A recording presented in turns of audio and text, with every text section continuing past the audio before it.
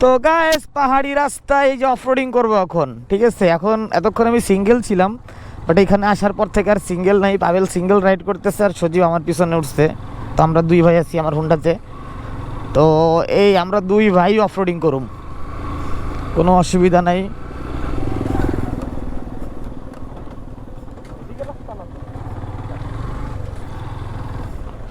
ও এদিকে আর বুঝাই তো যাচ্ছে না। ও ও মাই গড কোথায় যাচ্ছি আমি চলে বৎস, সেটা কি তুমি বুঝছো? ও বৎস কোন দিকে? কই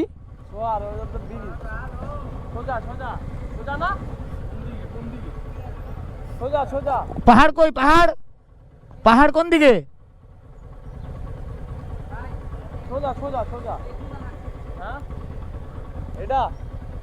এদিকে পাহাড় আছে?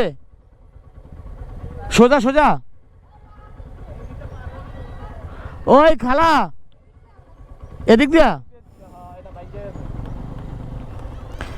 যদি একই সুরে বারে বারে প্রেম তোমায় কাঁদায়, তবে প্রেমিকা কোথায়?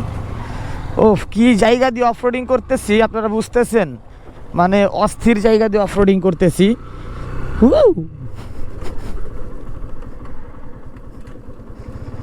ওদেরকে একটু স্লাইড মেরে মেরে দেখাচ্ছি। ও অফরোডিং করতে এসছি, উড়ি উড়ি উড়ি। মাটির রাস্তা দেখছো সজীব? লাফাই কিন্তু বাইক লাফাই খালি। ওরা কই? ওই যাইতাছে। পাহাড়ের টিলা জিজ্ঞেস করে নেই না দেখেছে ভাই। এইখানে পাহাড় কোন দিকে? সামনে না?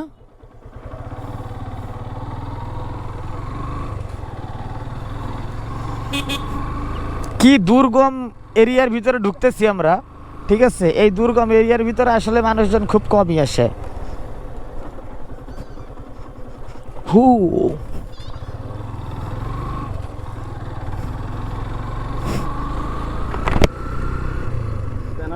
কালি বললো আল্লাহ আপনি করতে। Thank you so much.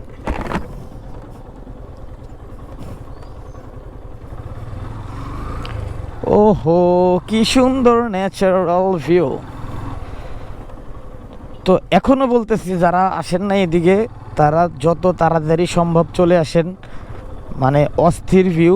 আমি এই জায়গাগুলো